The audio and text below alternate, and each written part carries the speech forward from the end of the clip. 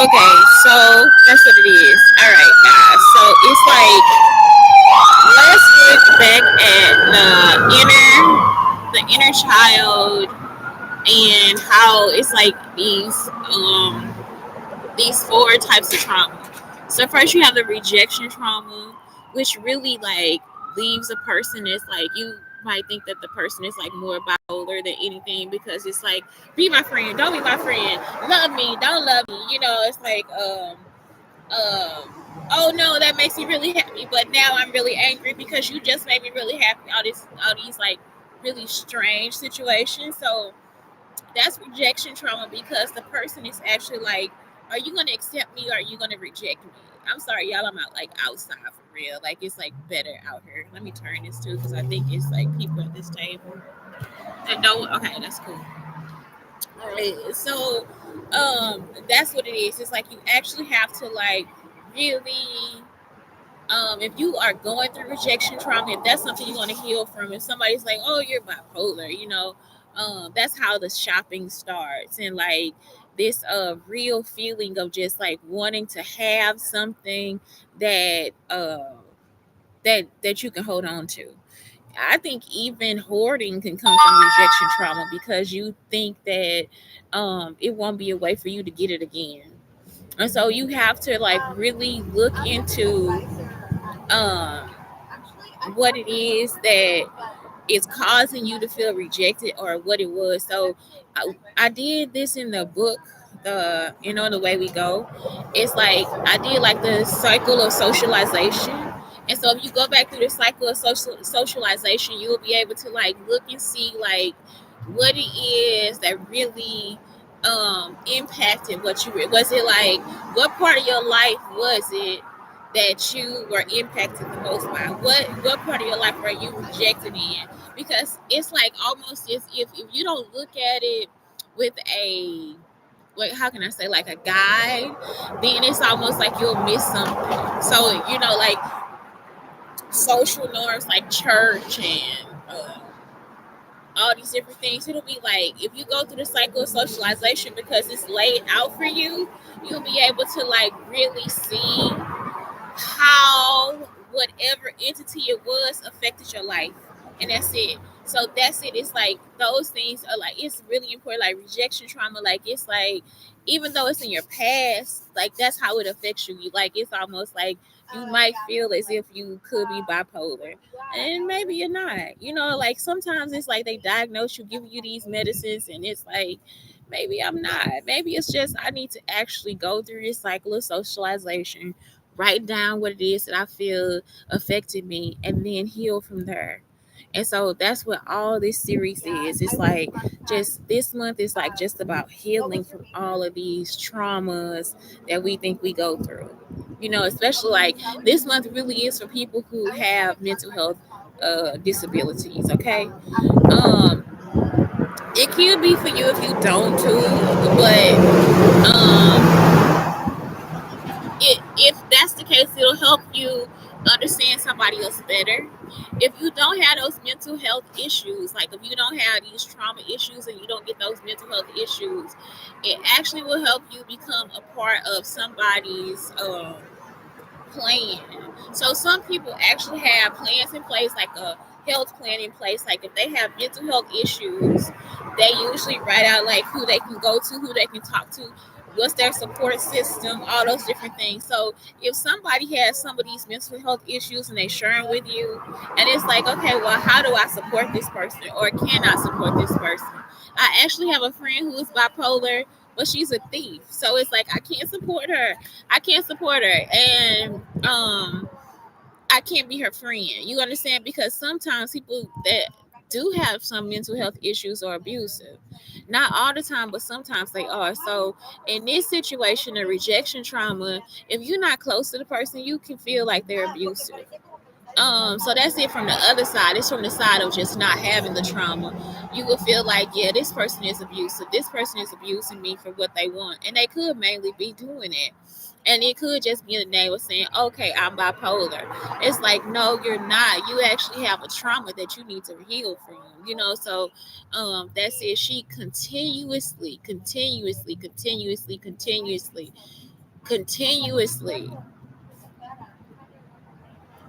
would just find situations where she could try to become me. So like I remember I was at or be better than me. So I got a leaf table from IKEA, and she wanted to have a leaf table too. So she's like, "Okay, come with me to IKEA." She goes with me to IKEA so that she can create a leaf table from her wall. I was like, "Okay, I don't get it."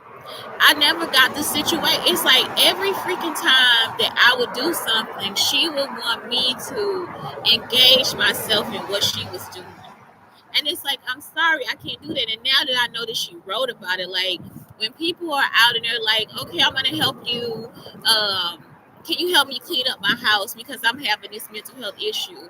Can you help me do this because I'm having this mental health issue? That's what she was doing. When I was pregnant, I was nesting and I just needed to clean up my house, right? So, you take everything out your closet, you take everything out the cabinets. So at some point it looks like it's a mess. It is not. It's just like you got to organize. So I have to organize. You have to take everything out to organize. So if somebody comes in the middle of organization, they might see a mess. So she helped me because I needed like a rug moved and all this different stuff. So when I came back here, Joy Stewart started to do the same thing. And it was like, why is she doing it?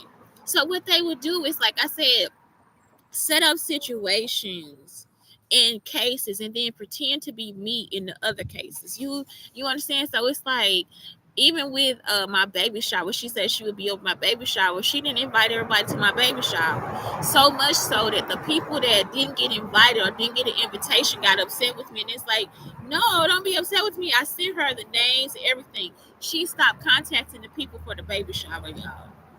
I was like, is this woman crazy? So they actually ended up doing another baby shower for me at the school, and I got more gifts from them at the school. So it's just like all that stuff. Brandon, I think, ended up stealing maybe a Walmart gift card or something and overspending the money. It was just like they just really set that shit up to steal from me. Just like now, they're still stealing.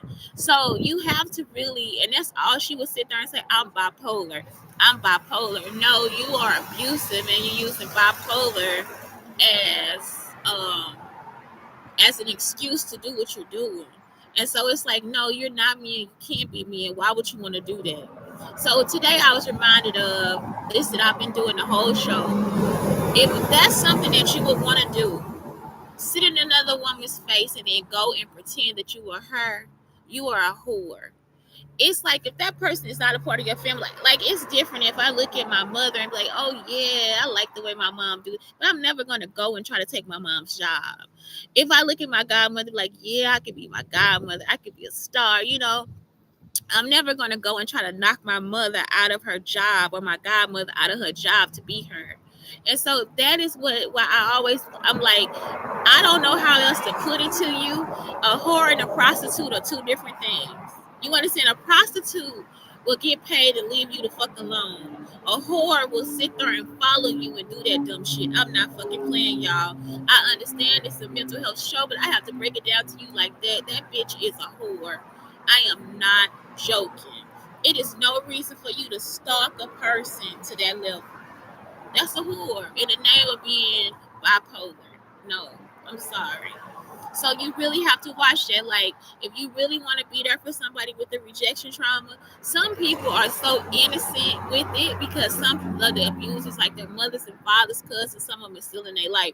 So you actually can help. Like you can actually be there as a support, like get them a ride. They don't always have to spend that time with their parents or spend that time with their family. You see what I'm saying? So some people who go through rejection trauma, the people are right there in their faces. You see? So they'll still think they have a mental health issue, but it's actually like kind of like PTSD-ish. So it'll be like maybe they might come off as timid or shy or something like that. Like they can't really stand up for themselves. Those people actually need support. Or they might overspend, and it's because they haven't learned how to work out a budget, all those different things. So that's something that you have to really look at. The next thing is abandonment trauma. Abandonment trauma, like I said, it just ends up being a situation where this person feels depressed. Usually more like they don't want to move on to the next step. And that's when you have to really like look at that. Some people will be depressed because they hurt other people. So that's why I'm telling you guys this too. If you want to actually be there for your friend that's depressed, it's like maybe they were hurt, maybe they were left, maybe they don't know how to. It's like almost as if you have to think of it like this: I did not learn how to get up and do what I need to do. So if it's a situation of depression, if they're really depressed, it's probably just because I didn't learn how to be motivated.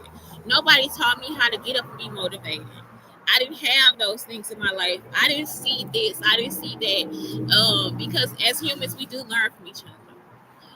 That's a different situation of support as opposed to I'm depressed because I can't go to work and look at these people because I hurt these people.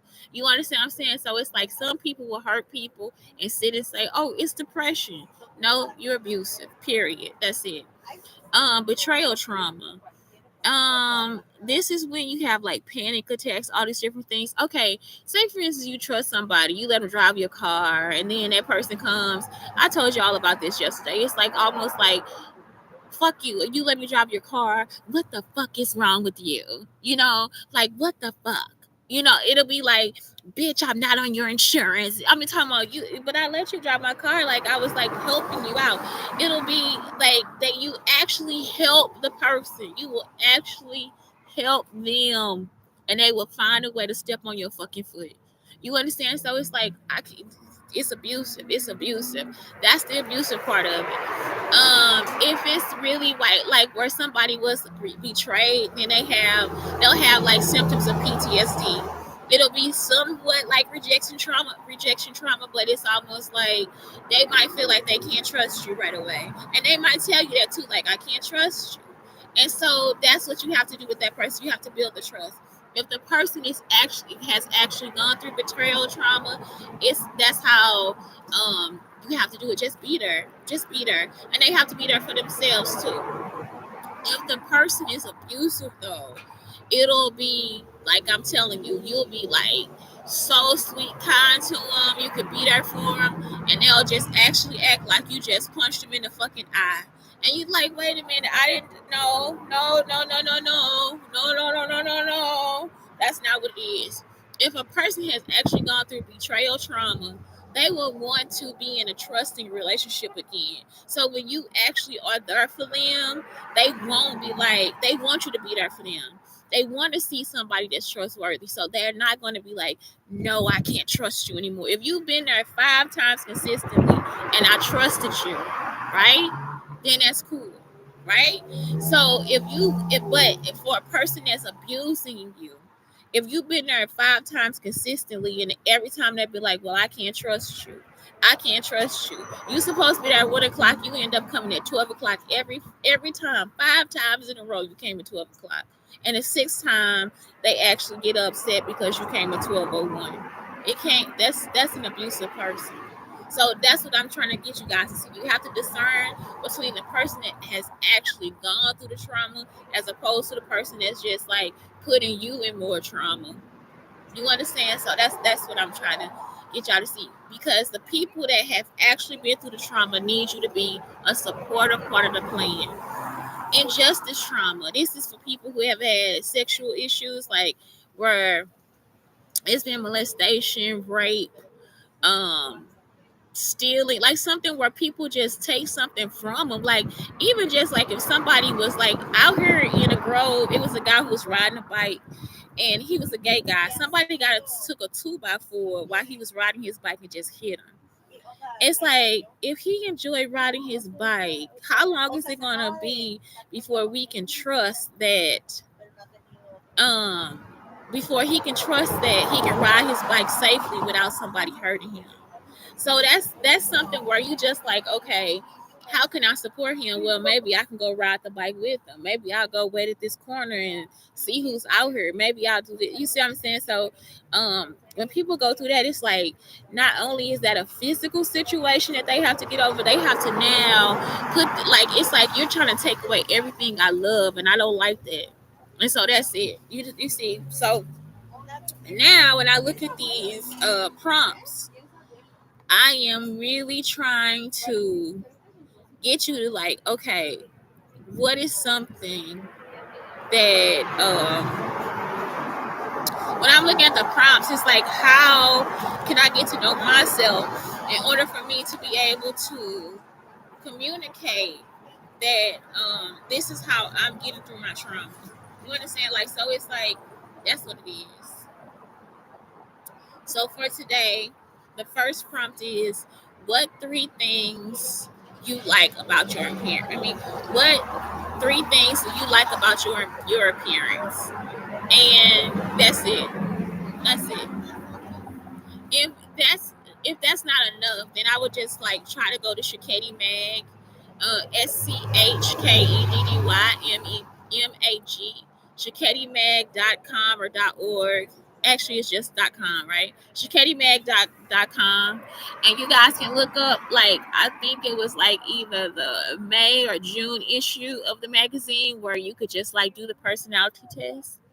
So like that's all it is. I'm just like kind of hitting this and then saying, okay, do this prompt to get to know yourself. You understand? Like that's the only way you'll be able to get over the trauma. How much do you love yourself? Tell yourself how much you love yourself. Okay, and then today's center is the survival center. It's feeling, and it's actually the root chakra. So survivor center, feeling we won't survive a life-threatening incident, violations. You see, because that's more of the injustice trauma, violations related to surviving, accident, abuse, violence, rape, impotence, frigidity, first year of life, basic creativity. So that's your survival center. That's your root chakra. Anyway, y'all, that's it. Just please have a great day. And today really is what are three things I like about my appearance? I think I've already done those like for real, like almost every month it's been in something. But name it. What are three things you like about yourself? Anyway, have a great day.